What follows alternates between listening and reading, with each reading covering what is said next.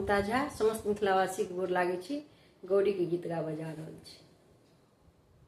गौरी पूजन के भेल अबेर, सिया गेली सियाई है। गौरी पूजन के भेल अबेर, सिया गेली सियाई है।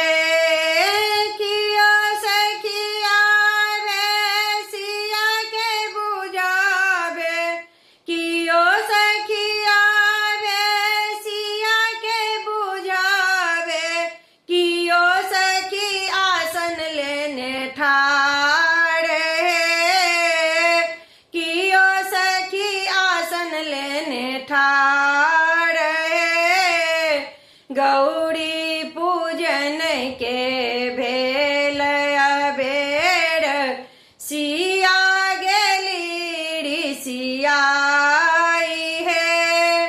कियो सखिया वे सिया के बुझावे, कियो सखी जलन ने ठाड़ है। कियो सखी जलन ने ठाड़ है।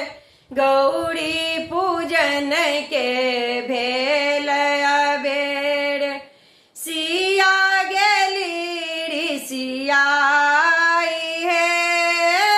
कियो सखी आवे सिया के बुझावे, कियो सखी सिंदूर ने ठाड़ है। कियो सखी सिंदूर ने ठाड़ है। गौरी पूजन के भेल अबेर, सिया गेली सियाई है।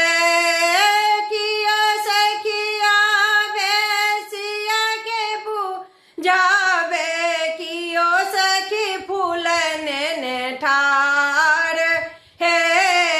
कियो सखी फूलन ने ठाड़ है। गौरी पूजन के भेल अबेर, सिया गेली सियाई है।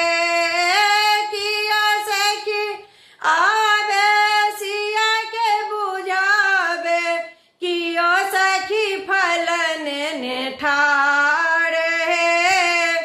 कियो सखी फलन ने ठाड़ है। गौरी पूजन के भेल अबेर, सिया गेली सियाई है। कियो सखिया वे सिया के बुझावे, कियो सखी धूपन ने ठाड़ है। कियो सखी धूपन ने ठाड़ है। गौरी पूजन के भेल अबेर, सिया गेली सिया